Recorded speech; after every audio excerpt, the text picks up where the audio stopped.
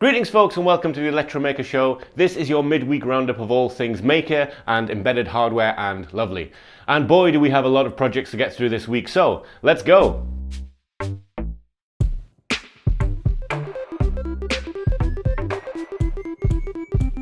So as I mentioned in the intro, we have a lot of projects to cover this week, and the first one is on the Electromaker website, and it is a full build for a DIY electric skateboard. Now, I view DIY electric skateboards as sort of one of the holy grail things for combining all of the knowledge you get as a maker and a builder, and also you end up with something really, really cool. And this one is no exception. This one is by maker Aben Kawio, and again, apologies if I have mispronounced your name. And as well as being a regular DIY skateboard build, it talks about a few of the trade-offs you have in building an electric skateboard, along with adding some LEDs around the edge to light the skateboard up. The other thing about it that's quite nice is that there's a set budget, and that set budget is $500. Now, $500 might seem like quite a lot to put aside for a project, but when you're talking about something like an electric skateboard, you're going to be spending about that much if you want to get one that's decent. And the good thing about this is, of course, you get to choose exactly how it's going to be. Do you want a bigger battery? Then put more money into battery life. Do you want it to have more torque so you can go up hills but maybe go a bit slower? Then go in that direction. You are completely in control, and of course, you have the satisfaction of having built it yourself. The tutorial takes you through all of the parts you will need to put the boards together and goes into a great amount of detail as well, explaining every step as you go. And not only that, there is a video on his YouTube channel covering the entire process, and of course it's a fantastically made video. And as soon as I opened this, I remembered exactly why I know Eben already. We have covered one of his builds on this channel before. If you go to his channel, you will notice the Smart Mirror touchscreen, which I can't remember if I covered on the video version of the Electromaker Show or in one of the midweek roundup articles I wrote for Electromaker before the show began. But either way, he's clearly a very talented builder, and the way that he explains everything in this Electromaker article is fantastic. It is really another one of those ones that I would say, even if you have no interest in building an electric skateboard, you will find this an interesting read. And of course, I will put a link to it in the description of this video. And the NeoPixels aren't just there to look fancy, they are programmable. And one of the things he mentions in his build is that you could use them, if they were programmed right, to add indicators, much like on cars, which I think is something fantastic and something that's a little bit missing in a lot of these new electric vehicles that are cropping up all over cities. Yeah, this is a really, really nice build, which looks like it's been done very, very much from scratch, very well thought through, and yeah, like I say, interesting to read even if you're not going to build one. Up next, a sort of 2-for-1. This is on the 3D printing subreddit, and it's someone who mixes Lego blocks with 3D prints to make adapters. But the video is shot using the Raspberry Pi high-quality camera and has some pretty cool stop-motion animation in it as well.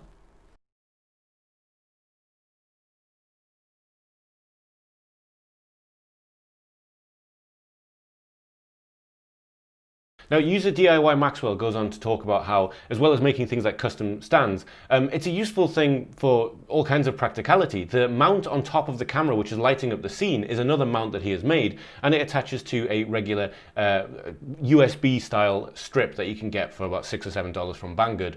And yeah, this whole thing is lovely. There isn't really much details in terms of how he's done it, although there's quite a lot of stop-motion tutorials for Raspberry Pi cameras out there.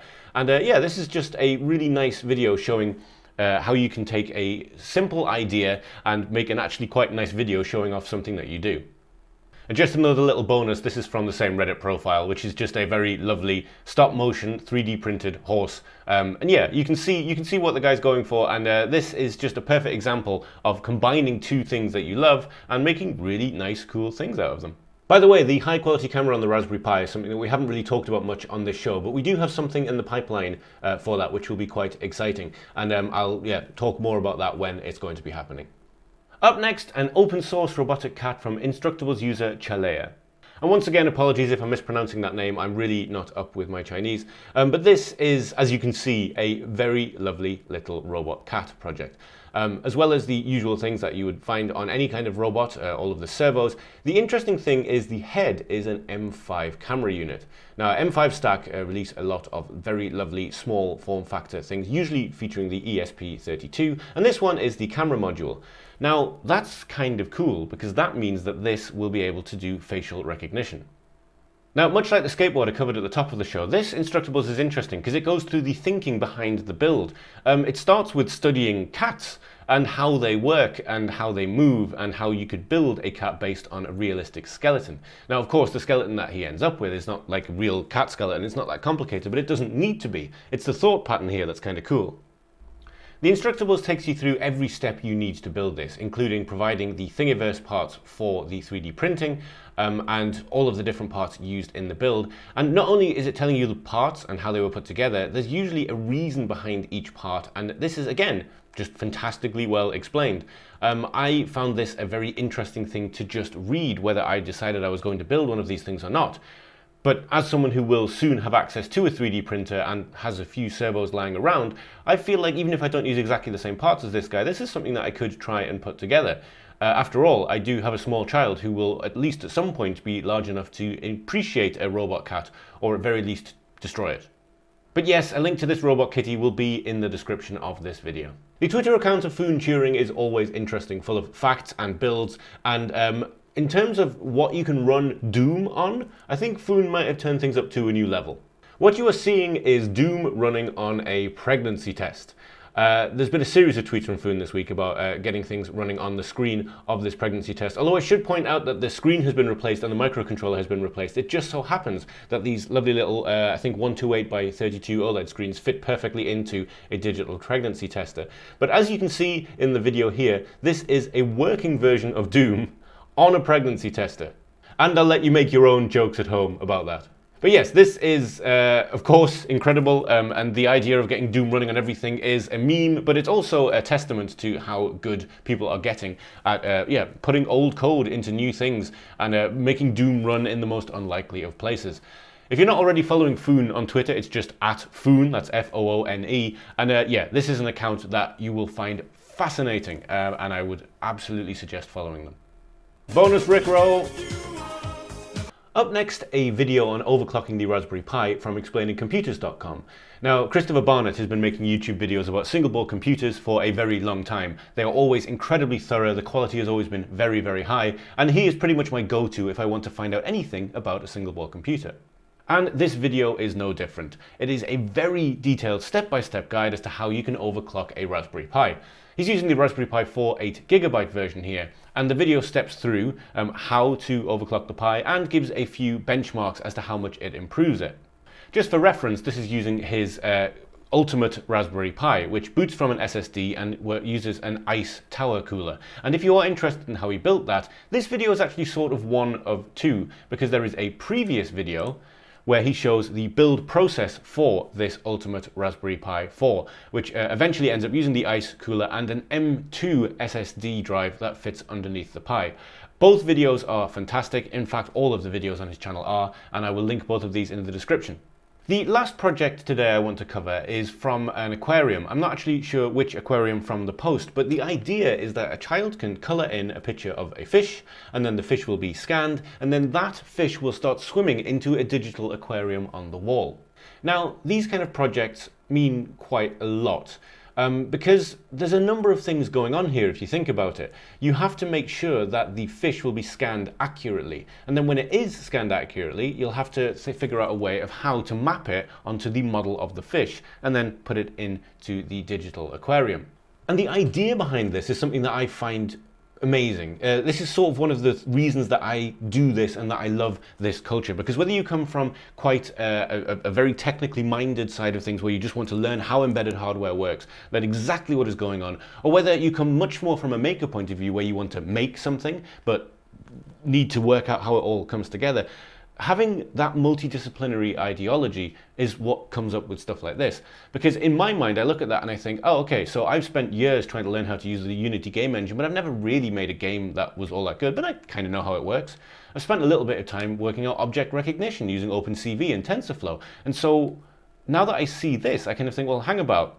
All of these things that I have learned essentially would work in this project. And someone took that disparate knowledge and put it together in something that brings joy to kids, which is just wonderful in my opinion. So I will link this. It is in the next fracking level subreddit, so say we all. And yeah, give this video a watch. It's short, it's simple, but it shows for me at least, exactly one of the main reasons that I do this, because at the end of the day, I ain't gonna get rich from maker culture, I'm not gonna get rich from embedded, I'm a hobbyist, but I could make something this cool one day, and if it brings joy to people, that's all I need. Just before we move on, melons.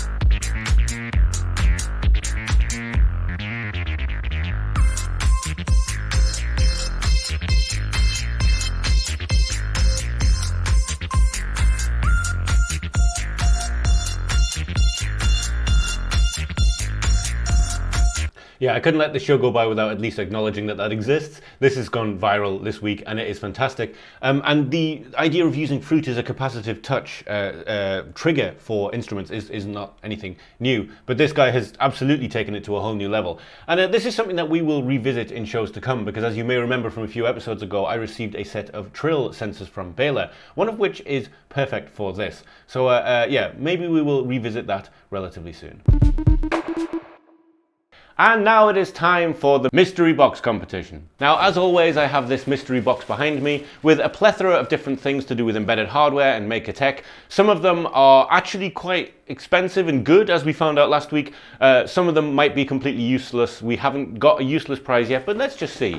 So this is that a piece of packaging or is that actually a thing? Oh, it's actually a thing. Ah, it's another one of these Cypress semiconductor boards. Now, we gave away something similar in an earlier show, although this one looks a little bit different. This is the CY8C kit number 43 with a system on a chip module and a little USB debugger board as well. Let me quickly go and look this one up and I'll tell you a bit more about it. So yes, much like the last one, this is a little ARM Cortex-0 equipped development board split into two sides. As you can see, on this side there is a USB port, and you can just attach that straight to the USB port of your computer for programming, and the other side here is where the system on chip is. And of course, you can always snap this off when you are finished programming it and just use this in place. This one also has headers on the back for a Bluetooth module if you want to start working with Bluetooth low energy applications. There are examples on the Cypress Semiconductor website, as well as all of the software you need to download to program it. And of course, there's some examples from Cypress Semiconductor, which you're hopefully seeing on the screen right now. But yes, we have a prize. Now what we need is a winner. And this week's winner is Max B, who commented on last week's video about flip dot displays and the FOMO we covered then. So we'll be in touch with you as to how we can get this out to you. Another interesting thing in that comment, as Max said, thank you for making the episode 40 minutes long. We don't really have a set length for the Electromaker Show, and so I'd be interested to know whether you prefer longer shows or shorter shows. I know some of you watch these shows in your lunch break, so do let us know in the comment section of this week's show, and of course, that will enter you into next week's mystery box competition. But for now, let's get on with the show. And now a look at a few things on funding websites and some products that caught my eye this week. Roverwing is a shield for Adafruit featherboards, and it is for making robots, and it is incredibly fully featured. It's very difficult to think what they haven't included in this that would be useful for robots, but needless to say, it has pretty much every kind of I/O that you would need, along with the sensors you need to keep a robot upright, including a pretty damn precise 6DOF sensor. And as you can see, it fits the Adafruit feather footprint. There's no reason why this couldn't be the bottom of your feather stack, and you could add other things on top of it. The board also comes with a secondary board called the Roverwing Top, which, as you can see here, adds an OLED screen and a hard on-off switch. This is just yet another really well thought out addition for a microcontroller that we know and love. The Adafruit Feather is one that I have a little less experience of when it comes to actually building with it, but I've always thought it's very well put together, especially in the way that they integrate batteries into the board. You can very easily power an Adafruit Feather board using a battery, and it will take care of charging for you as well. The board features a microchip SAMD21G chip, which has the ARM Cortex-0 in it. If you've used an Arduino 0 before, you'll be familiar with this chip. And it is a very powerful chip. And incidentally, what with it being a microchip chip, this was part of the Microchip Get Launched campaign, something that we've mentioned a few times in the past. And if you are looking to make your own hardware, it's definitely worth checking out the Microchip Get Launched site, because they can give you a lot of help in terms of getting your thing realized and in the real world. A nice touch here is that you can program Roverwing using the Arduino IDE. and there are libraries in place for doing so. In fact, they have a quick start guide which tells you exactly how you can get going. And this board has been designed to be compatible with several different chassis, everything from the slightly cheaper two-wheel robot chassis on Adafruit up to those amazing metal tank chassis that you see on AliExpress. There's a lot of boards like this around which are designed to control motors, designed to control robots, but it's rare that one comes along that seems so incredibly fully featured. I can't see myself needing any other board for these kind of roving robots if I was going to start trying to build one. And yeah, I'm very interested to see where this goes. There's a few other features here that I haven't covered, like error correction, but of course I will link this in the description so you can read it yourself. And as you can see, they are at the very beginning of their funding journey. They've raised $230 of a $2,500 goal, which isn't a particularly high goal for a project like this. And you can get your hand on the Roverwing for $45. And the Roverwing with the top costs $60. Now, $60 might seem like quite a big ask for what is essentially an expansion board, but you're getting everything you need for robotics, really, on this board. I don't think that's too much to ask. And yeah, I'm going to be following this one with great interest. Again, as I've said many times in previous shows, I have limited time for putting things together, but this is the kind of project that I would likely back, because if I ever wanted to try and make a little two-wheeled robot, or a tank, for that matter, I would probably want to reach for a Roverwing. So yes, as I mentioned, it will be linked in the description of this video. Up next we have DIPDOINO, which is an Arduino clone designed specifically for using with a breadboard. Now I know what some of you might be thinking, there are Arduinos that are already well suited for using with a breadboard. In fact, the Nano, the Pro Mini, any of the smaller form factor Arduinos or clones, once you solder pins onto them, can work with a breadboard, but none of them are quite like this. Because the DIPDOINO is the same width as most normal ICs. As you'll know if you've worked with a motor driver IC or shift register or whatever, they sit nicely across the middle channel of a breadboard for prototyping, and this board, as you can see, is no different. It's based on the same ATmega 328P chip as most Arduino boards are, including the Uno and the Nano. And yeah, as you can see here, it fits nicely in the middle of the breadboard, saving you a lot of room. And the great thing about it is it works with the Arduino IDE straight out of the box, because the pins match the Arduino Pro and Pro Micro. One of the advantages this has over the Pro Mini, of course, is that there is a USB programmer in the board already. It was something that I found quite confusing at first when I got my first Pro Mini, is that I didn't know how to program it. And of course, a quick Google showed me I needed to get one of those little FTDI to USB converters. And once you have one of those, okay, it's fairly easy, but it is an extra step. And if you just want something quick for prototyping, this is small and it looks like it's going to be pretty good. I have no further information of it because, as you can see here, this project is coming soon. They haven't launched their funding yet, but there will be a link to this in the description of the video, and when it launches I'm sure I will cover it on the show again and we can take another look at it. Earlier in the show I showed a robot cat which uses an ESP32 camera module. In fact, this ESP32 camera module from M5Stack. Now it is a cheap ESP32 camera module, and yeah, it's capable of a lot of stuff. If you look up ESP32 camera online, you will see that they can do a surprising amount of stuff, including object and facial recognition. A lot for such a small form factor board. And M5Stack make quite a lot of things like this, nicely packaged little development devices, which are mostly fairly fair priced. The only one that is the outlier to that is the thermal camera development kit. But if you've ever looked into getting a decent thermal camera, especially one that you can hack, yeah, it's not cheap. They're just not cheap. They just can't be cheap. They have to be expensive because they have to be good. Why am I talking like this?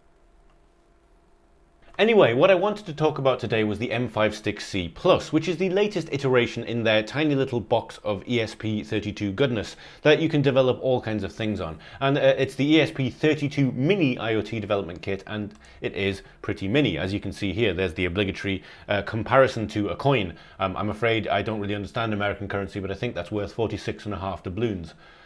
And these things are very, very highly featured for only €13.95. So on top of the OLED screen that you could see, as I mentioned, this is based on the ESP32, which means it connects via Bluetooth and Wi-Fi, but it also has a built-in 6-axis IMU, an LED, which is less exciting, an infrared transmitter, which is cool, a microphone, a real-time clock, some buttons, and a built-in LiPo battery, which is kind of huge, and a built-in passive buzzer. And it says it's wearable and wall-mounted. Presumably that's just the way they've designed the case. But what I'm getting at is that this is quite a fully featured thing for something so small. This is kind of that thing that treads the divide between an open development kit and then something completely closed that just does one or two things. It seems really quite cool. Another thing about it that I quite like is that you can connect Grove connectors to it. Now, as we've mentioned in the past, Seed Studios has their own entire ecosystem of little sensors you can attach via the Grove connection system. They all fit with one another. And as you can see, there is a Grove connector here in the bottom of the unit. But not only that, at the top you have a few exposed pins as well. So on top of everything that the unit can do in and of itself, you have a limited amount of I/O pins along with ways to power it externally if you just wanted to power it in place rather than use the onboard LiPo battery. Although of course what you could then do is have something which is movable that you could use, and when the battery runs out you could plug it into a dock and it would recharge the battery. So I will leave a link in the description to the M56C Plus. I'll be getting a hold of one of these myself to fiddle around with, so when it arrives and I have a chance to have a look at it, I'll feature it on the show again so we can actually have a look at one in person.